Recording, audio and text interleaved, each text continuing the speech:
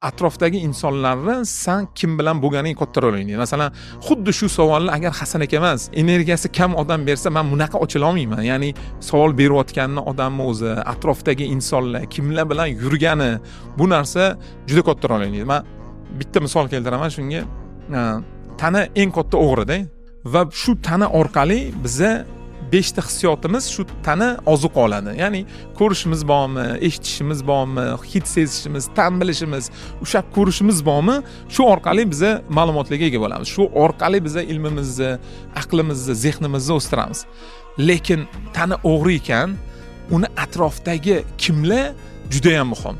Agar men siz bilan ko'p yursam yoki kimlar bilan ko'p yursam, demak undagi hatto mimika o'tadi. Hasan aka, sizni mimikangiz menga o'tadi, meni mimikam sizga o'tadi. Chunki tana bir-biridan ozuq oladi.